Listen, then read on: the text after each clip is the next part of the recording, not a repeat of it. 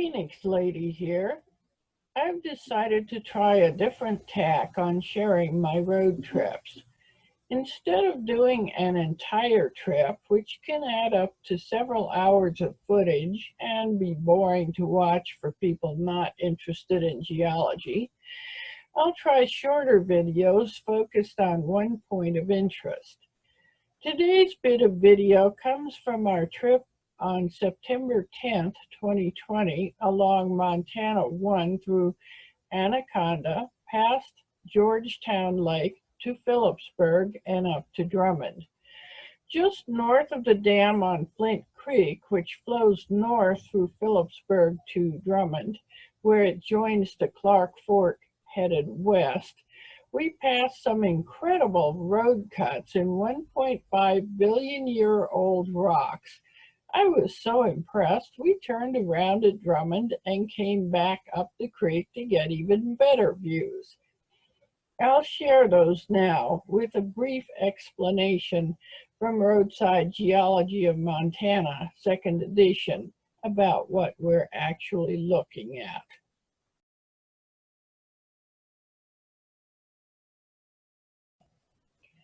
This first clip is taken headed north down the canyon below the dam. This, unfortunately, was not the best angle to study the rocks, and the turnouts were on the other side of the road. So we continued down the highway to give you a summary view.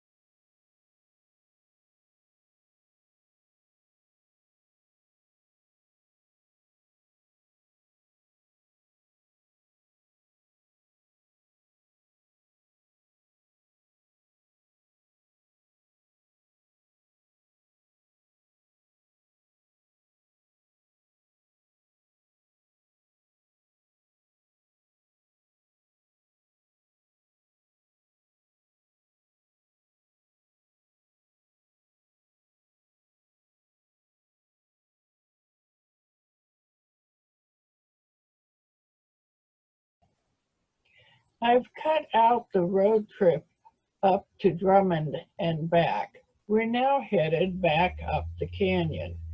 Near the bottom, not far from Porter's Corner, we passed the steeply tilting cross-bedded sandstone and red shale of Cambrian age.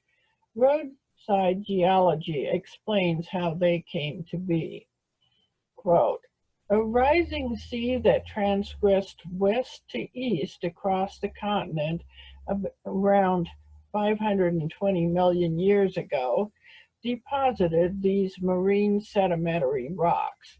A close look at the bedding surfaces of the red Woolsey shale can reveal tracks of crab-like trilobites and burrows of worms and other bottom-dwelling animals that thrived in the Cambrian Sea, unquote. And we didn't cross the road to try to find any. From here, you can see the huge road cuts in the Missoula Group mudstones that are almost 1.5 billion years old.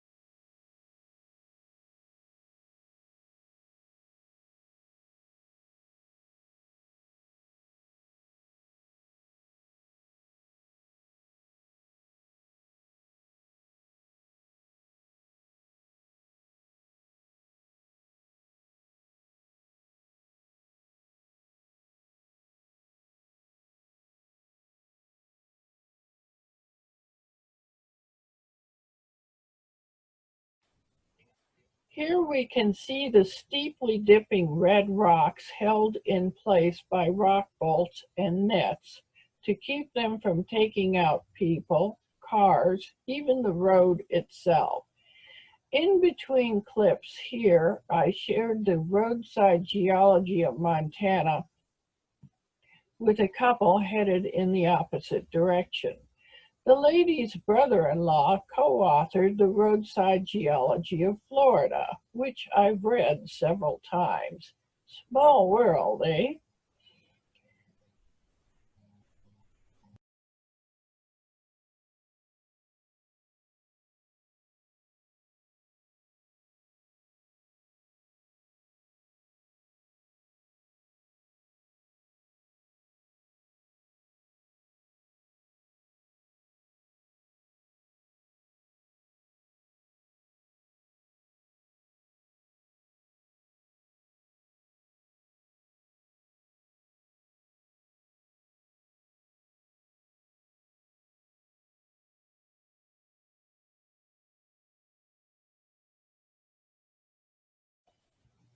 When these rocks were deposited, the only life we know of lived in the seas or in the muds along the shorelines of continents very different from those we know today.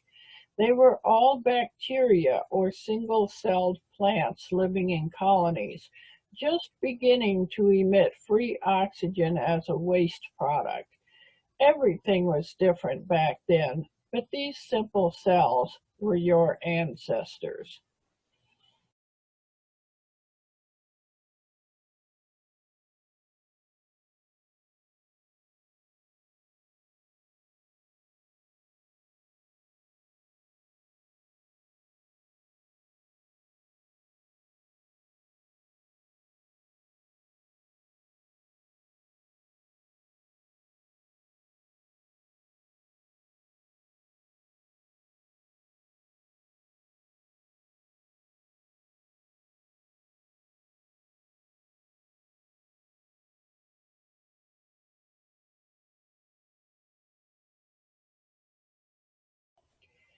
Now we're across the road from the giant road cut mentioned in the Montana book. But first, take a look down the canyon. You can see how the layers of rock continue below the road. At this point, we're less than a mile from the dam holding back Georgetown Lake.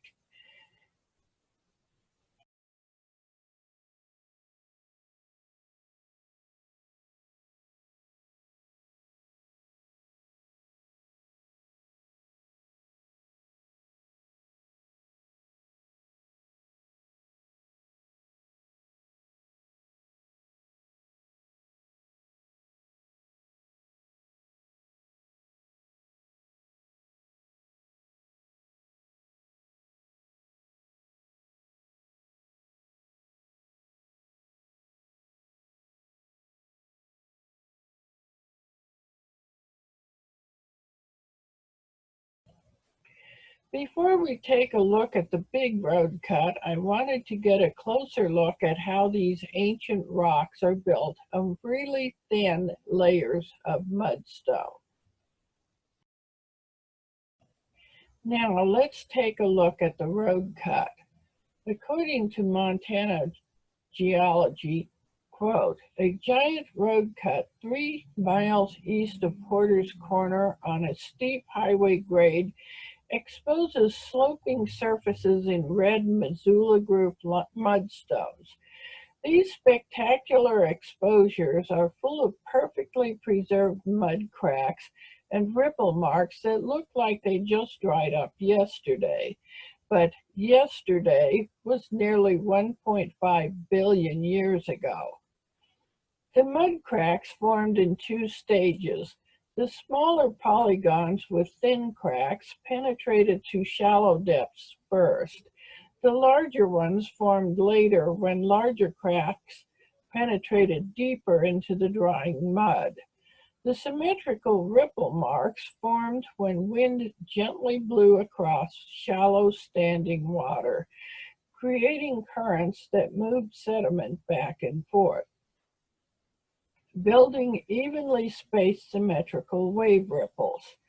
The asymmetrical ripple marks formed when directional flow from currents caused the sediment to hop along the bottom, building ripples with steep sides that slope in the direction of flow.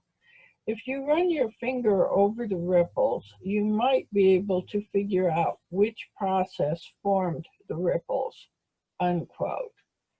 I was not about to cross the road to do this, but I did get a decent view of the slab of rock the author was referring to with a photo in the book with both ripples and mud cracks.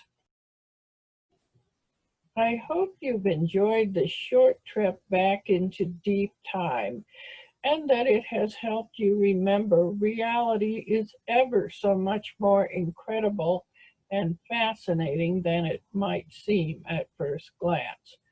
Let your troubles and concerns recede so you can regain your perspective and have a great day. Phoenix Lady, out.